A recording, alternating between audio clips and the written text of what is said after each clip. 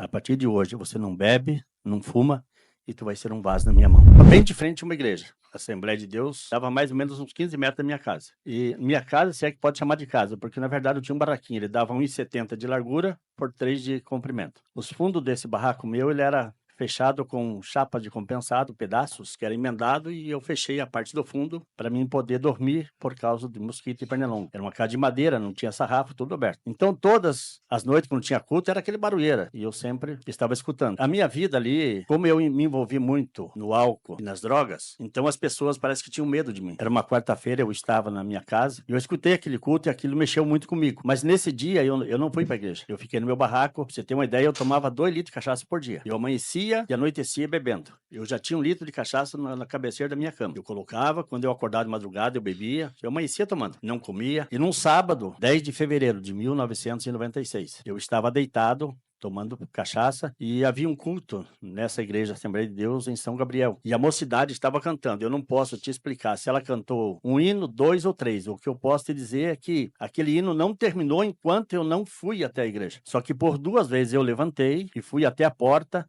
e uma voz disse para mim: deixa de ser tongo, fazer o quê com essa barulheira lá?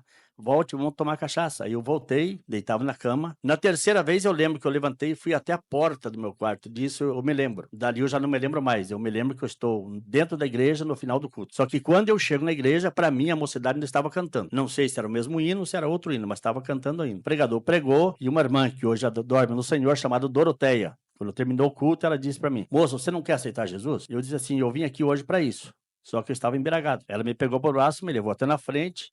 Eu dobrei o joelho, o pastor orou por mim e eu fui embora, bêbado. Neste período, e aqui vai um conselho para muitos que trabalham na obra e às vezes vê pessoas assim e às vezes até jogam para fora. Desse período, do dia 10 de fevereiro de 96 a 3 meses sequente, eu ia na igreja todos os cultos, só que todos os cultos eu ia embriagado e drogado. Eu não conseguia me libertar. Eu fumava maconha, cocaína e cheirava cola. Na minha vida, nesses 3 meses, por exemplo, assim, eu não sabia o que era ser crente, nem o que não era ser. Para mim, então, quando eu estava na igreja, mas quando eu estava fora da igreja, eu estava bebendo e fumando e cheirando droga, enfim, nesses 3 meses. E lá nós tínhamos, na época, que hoje até seria bom até que as igrejas voltassem novamente, lá nós tínhamos pessoas que eles trabalhavam como discipulado. Por exemplo, quando uma pessoa se convertia, havia um casal que ele adotava essa pessoa para dar acompanhamento a ela, até que ela chegasse ao batismo e depois era liberada. E eu tive um senhor lá, ainda hoje deve estar com uns 80 anos, chamado Joaquim. Ele foi, como diz assim, o meu tutor. Ele foi atender de mim. Só que ele, durante esses 90 dias, ele acabou,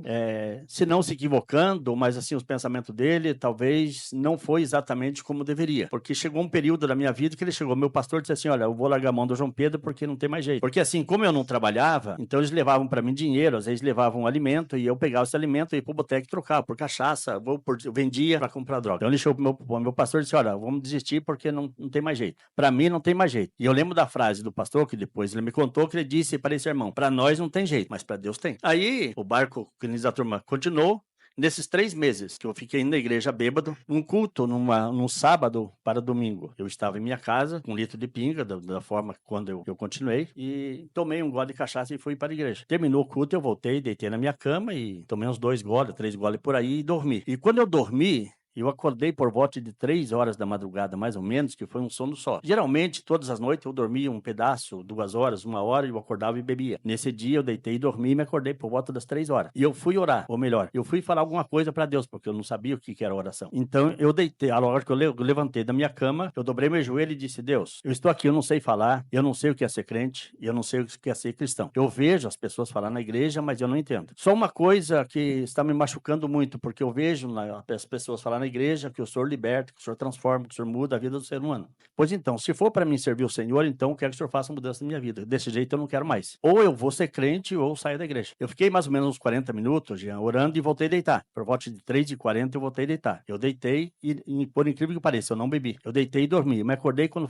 eram umas 8 horas da manhã, o sol estava quente, batendo nas frestas do barraco, e eu acordei. Como eu era habituado a beber, a primeira coisa que eu lembrei foi da pinga. Então, deitado mesmo, que eu não levantava, deitado mesmo, peguei leite de pinga e tentei tomar. Eu não consegui, fiz ânsia. Aí deixei. Na minha mente, eu pensei, como ainda estou na ressaca de ontem, talvez daqui a pouco vai descer. Aí tentei a segunda vez, não consegui. Aí eu deitado, pensei, mas o que está acontecendo? Aí aguentei mais uns 10, 15 minutos, eu levantei, coloquei a roupa, Sentei na cama, bom, agora dá pra mim tomar um gole. Eu peguei o litro de pinga e fui tomar. A hora que eu levei o litro de pinga na minha boca, eu escutei uma voz dizendo pra mim: "O que você pediu na madrugada, estou fazendo pra você agora. A partir de hoje, você não bebe, não fuma e tu vai ser um vaso na minha mão".